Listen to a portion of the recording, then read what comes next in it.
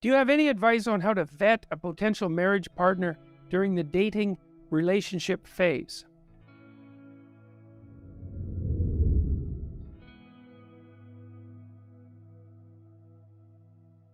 That's actually why people get married, just so you know. Because this is built into marital vows. I'm not leaving. Ever, no matter what. It's like, okay, well, that definitely puts a boundary around our arguments, right? Because I can't say every time you manifest one of your flaws, which you're likely to do just as often as me, well, enough of this. It's like, that's horrible, man. If your whole life is, well, every time you get out of line, I'm out of here. It's like, how the hell are you? First of all, you're not going to admit to ever doing anything wrong. Second, you're going to be on you're like a scared cat the entire relationship because, well, who knows? It could just come to an end at any moment. It's a vow. And it says, look, I know that you're trouble. Me too. So we won't leave, no matter what happens. Well, that's a hell of a vow, but that's why it's a vow, right? That's why you take it in front of a bunch of people. That's why it's supposed to be a sacred act.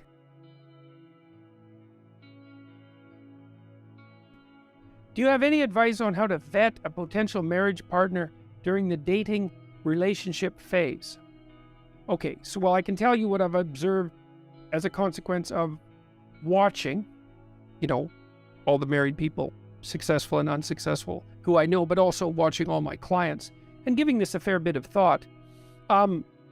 Here's some of what's necessary for a successful marriage. You have to trust the person. That doesn't mean they can't make mistakes, because you're going to make mistakes and so are they. But fundamentally, you have to trust them.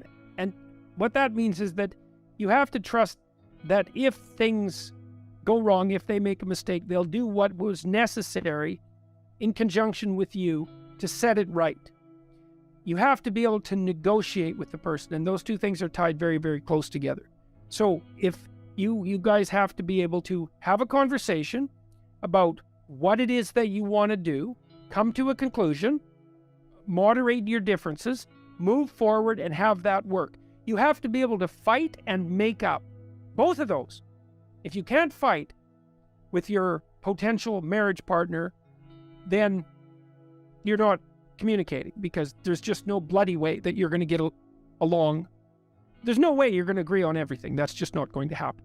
So you have to be honest with one another enough to have some conflict, but then you have to be able to make up. That's a huge deal, man, because, well, then you get to have conflict and solve problems and make up. So trust, negotiation, conflict resolution.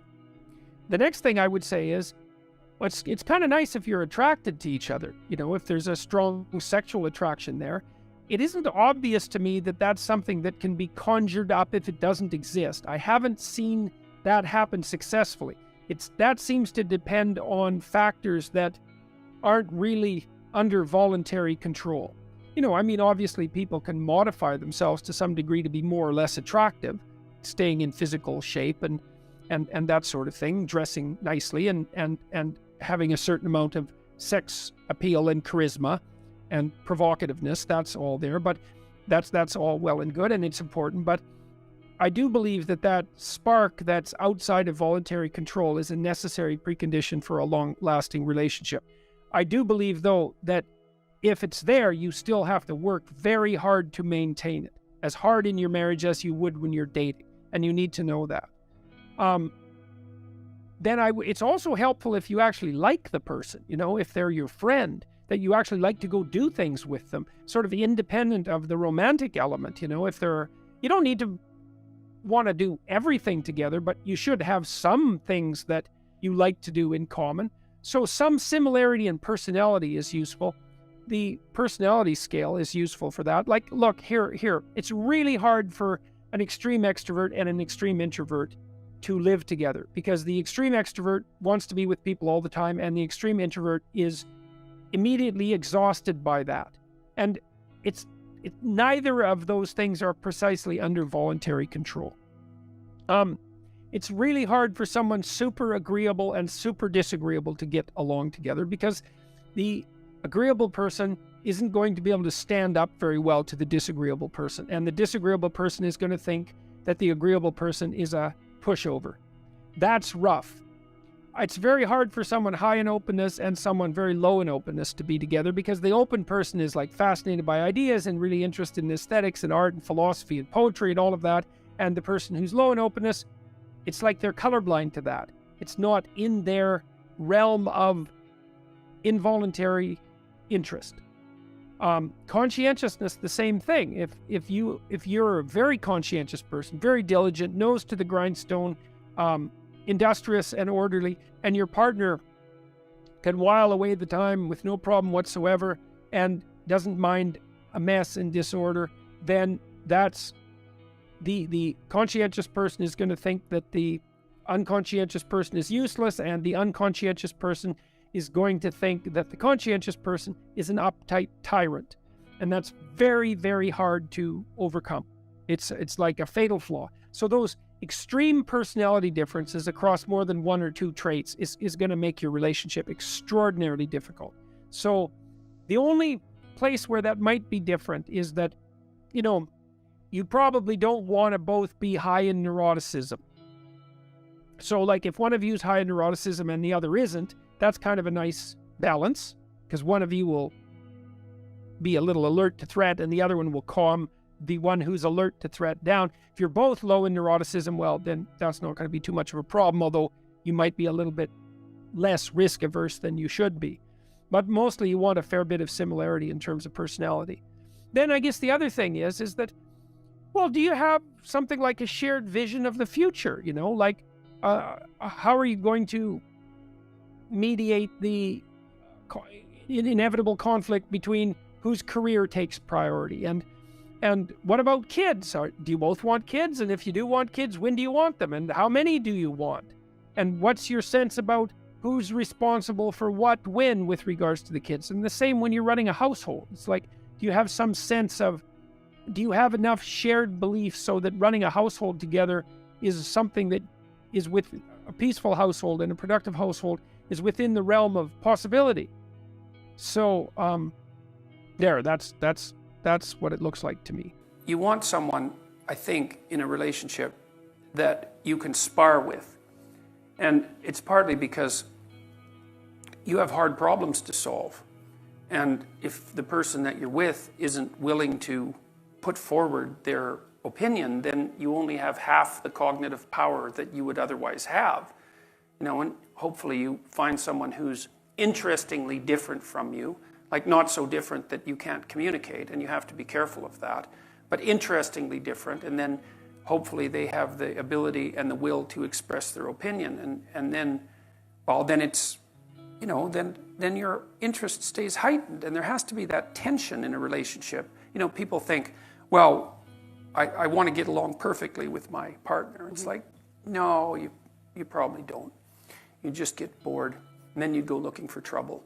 And so you want a little bit of trouble in the relationship, and a little bit of mystery, and a little bit of combativeness, and the ability to exchange opinions forthrightly. And I trust her, which is a huge element. I mean, when we finally did decide to get together permanently, we were both in our later 20s. And, one of the things that I had learned by that point and insisted to her about was that we had to tell each other the truth.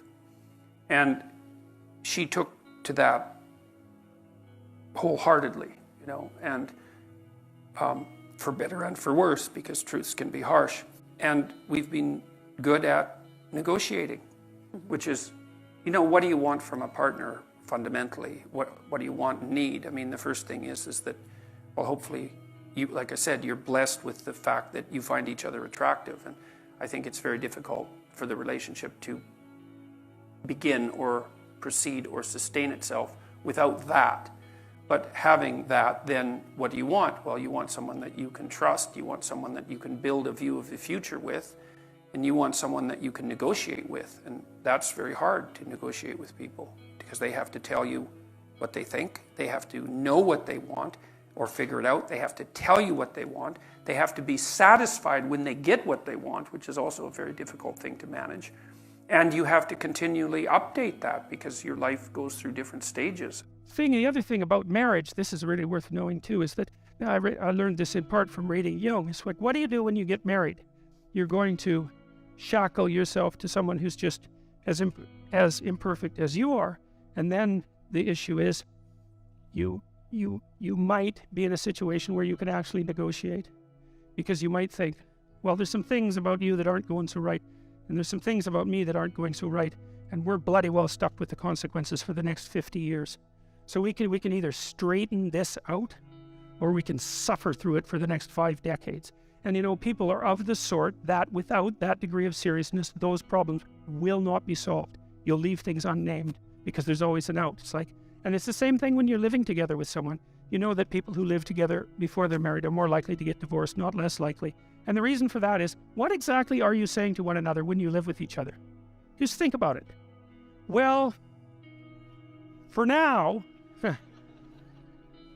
you're better than anything else I can trick. But I'd like to reserve the right to trade you in.